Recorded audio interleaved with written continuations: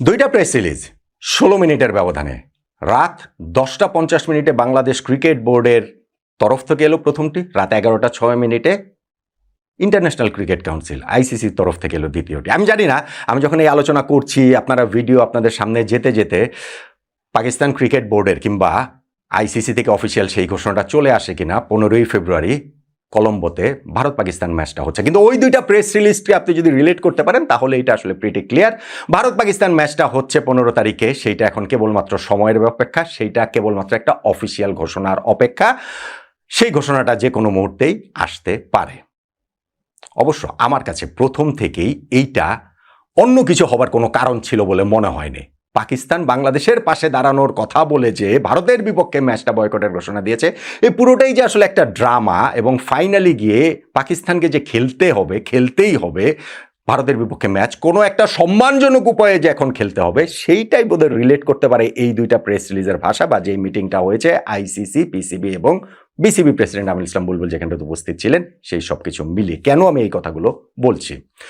দেখেন, এই মিটিংয়ে বাংলাদেশ ক্রিকেটের কি কোনো লাভ হয়নি? লাভ হয়েছে। আমি আগেই ভিডিওতে বলেছিলাম আমাদের এখান থেকে একটাই সম্ভাব্য সেরা আউটকাম আসতে পারে। সেই আউটকামটা কি? আইসিসি টি-20 ওয়ার্ল্ড কাপে বাংলাদেশ না খেলার কারণে ভবিষ্যতে আমাদের উপরে যেন কোনো রকম কোনো নিষেধাজ্ঞা না দেয়, কোনো রকম কোনো যেন আর্থিক জরিমানা না করে, আমাদের ওই আইসিসি যে ফান্ডের টাকাটা রয়েছে সেটা যেন কেটে না রাখে। সেইটা হয়েছে, এইটা আমাদের জন্য লাভ নিঃসন্দেহে।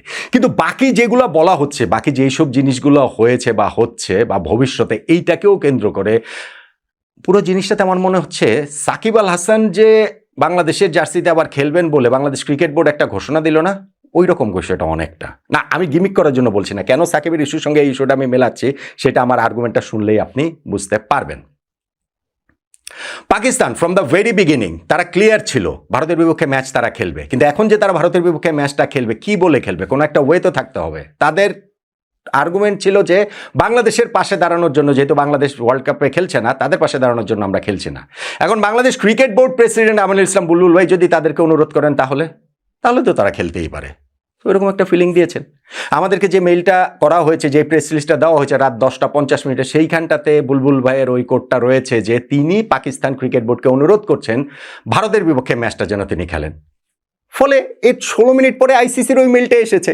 সো বাংলাদেশ এইখানটাতে ওয়ার্ল্ড কাপে খেলেনি, বাংলাদেশের সমর্থনের জন্য পাকিস্তান ভারতের বিপক্ষে ম্যাচ খেলবে না। এখন সেই বাংলাদেশই বলছে পাকিস্তানকে খেলতে, অতএব ভাই আমরা আসলে খেলছি, এটা বলে পাকিস্তান খেলতে পারবে? পাকিস্তান একটা বিজয়ী ফিলিং পেলো যে না ঠিক আছে আমরা খেললাম। বাংলাদেশও একটা বিজয়ী ফিলিং পেলো যে না বাংলাদেশ ক্রিকেট বোর্ড প্রেসিডেন্টের কি ক্ষমতা, দেখো যে তিনিই হচ্ছে গিয়ে ভারত পাকিস্তান ম্যাচের আয়োজনটা করে দিলেন। ভাই আমার আর্গুমেন্টটা হচ্ছে গিয়ে, বুলবুল ভাই যদি এই বিশ্ব ক্রিকেটের ইকোসিস্টেমের বৃহত্তর স্বার্থের কথা, তার কোর্টের মধ্যে রয়েছে, স্বার্থের কথা ভেবে পাকিস্তানকে অনুরোধ করেন ভারতের বিপক্ষে খেলতে, বাংলাদেশ ক্রিকেটের কোনো ইকোসিস্টেম নাই, আমাদের ক্রিকেটের কোনো বাস্তুতন্ত্র নাই ইকোসিস্টেমের। বাংলা ছোটবেলায় পড়েছিলাম ৩০-৪০ বছর আগে। তো বাংলাদেশ ক্রিকেটের বাস্তুতন্ত্রের জন্য কি টি-20 ওয়ার্ল্ড কাপ খেলাটা লাভজনক নাকি না খেলাটা লাভজনক?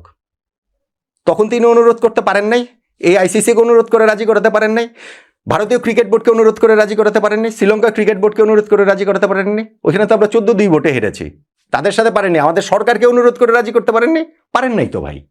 তাহলে বুলবুল ভাইয়ের নেগোসিয়েশন পাওয়ার এতটা যে তিনি এই বাঘে মহিষে এক ঘাটে জল খাইয়েছেন, তিনি এই আইসিসি, ভারতীয় বোর্ড, পাকিস্তান বোর্ড সব কিছুকে একসাথে নিয়ে এসছেন, জয় শাহ, মহসিন নাকভি, তারপরে যারা রয়েছেন সবাই বুলবুল ভাইয়ের কথায় উঠেছে বসেছে, এবং তারাই হচ্ছে গিয়ে ফাইনালি তার কথাতেই ডিসিশন নিয়েছে। আপনি যদি এরকম একটা ফিলিং পান, পেলেন, এই ফিলিংটা দেওয়ার কথা ছিল, তাদের দিল, কিন্তু তারা ভারত পাকিস্তান ম্যাচ আয়োজন করতে চেয়েছে, আয়োজনটা তারা করে ফেললো। অবশ্যই আইসিসি এখানে ভারত পাকিস্তান ম্যাচ আয়োজনের জন্য সর্বোচ্চ চেষ্টা করেছে, করবে না? আরে আশ্চর্য, সেইটা করার জন্য তারা এই মিটিংয়ে গিয়েছে, তারা এইসব তো, তারা তো আইসিসি তো সর্বোচ্চ চেষ্টা বাংলাদেশকেও ওয়ার্ল্ড কাপে নেওয়ার জন্য করেছে না? আইসিসি বাংলাদেশে এসে মিটিং করে গিয়েছে না? আইসিসি একের পর এক জুম মিটিং করেছে না? আইসিসি মেল চালাচালি করেছে না? বাংলাদেশ সরকারের ডিসিশন হয়েছে আমরা খেলবো না, কিন্তু পাকিস্তান জানে যে তারা ফাইনালি গিয়ে বাংলাদেশ তো খেললোই না, বাংলাদেশ শেষ, কিন্তু পাকিস্তান খেলবো না বলেও যে খেলবে এটা পাকিস্তান প্রথম থেকেই জানতো, এবং সেইখানটাতে এই নাটকটা সাজিয়ে যে না এখন বাংলাদেশের অনুরোধে আসলে আমরা খেলছি, এরকম একটা ফিলিং দেওয়ার জন্য কি পুরো জিনিসটা করা হচ্ছে না? হ্যাঁ, আইসিসি আবার যেটা বললাম ১৬ মিনিট পরে একটা মেইল দিয়েছে, প্রেস রিলিজ দিয়েছে, সেই প্রেস রিলিজে তারা বলছে যে বাংলাদেশের উপরে কোনো স্যাংশন তারা দিবে না। এইটা আমাদের জন্য একটা স্বস্তির বিষয়। এবং নিঃসন্দেহে আমি যেটা বলছিলাম যে সাকিব আল হাসানের সঙ্গে এটার একটা রিলেশন রয়েছে, সাকিব আল হাসানকে বাংলাদেশের জার্সিতে খেলানোর জন্য, সেইটার সাথে রিলেশন কোথায়? ও তার আগে ওইটা একটু বলে রাখি যে ওই যে হোস্টিং রাইটসের কথাটা 2028 থেকে 2031-এর মধ্যে বাংলাদেশে একটা আইসিসি ইভেন্ট হবে, এইটা তারা এগ্রি করেছে। 2021 সালে তো 2031 পর্যন্ত সকল আইসিসি ইভেন্টের হোস্টিং রাইটসের ওই জিনিসটা ঠিক হয়ে গেছে, হয়েছে না?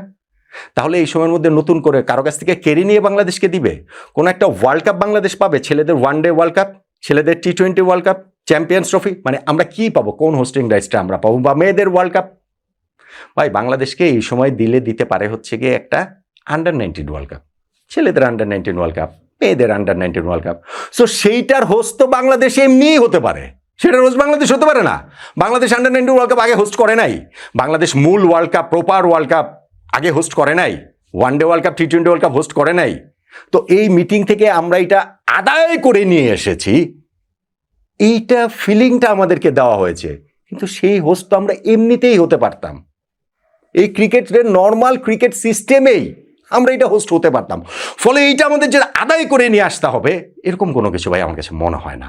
স্যাংশনটা আমরা এড়াতে সক্ষম হয়েছে, অবশ্যই সেটাকে আমি মনে করি যে বাংলাদেশ ক্রিকেটের জন্য ওইটাই একমাত্র এই পুরো ঘটনা প্রবাহে আমাদের জন্য একটা প্রপার ভালো আউটকাম। বুলবুল ভাইয়ের ওই ক্ষমতা, ওই নেগোসিয়েশন পাওয়ার, তার ওই অনুরোধের ক্ষমতা কিংবা তার আলোচনার ক্ষমতা অত বেশি নাই যে তার কথাতেই সব কিছু হয়ে যাবে।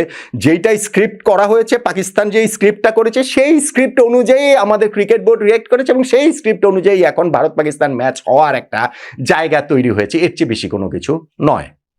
এখন না, আমি যেটা বলছিলাম সাকিবের সাথে সম্পর্কের জায়গাটা কি, সাকিব আল হাসানকে বাংলাদেশের জার্সিতে আবার খেলানোর ব্যাপারে আমাদের ক্রিকেট বোর্ড সিদ্ধান্তে পৌঁছেছে। কোন সিদ্ধান্তটা কবে জানিয়েছে? যেই দিন বাংলাদেশ T20 বিশ্বকাপে খেললো না সেই দিন জানিয়েছে, রাইট?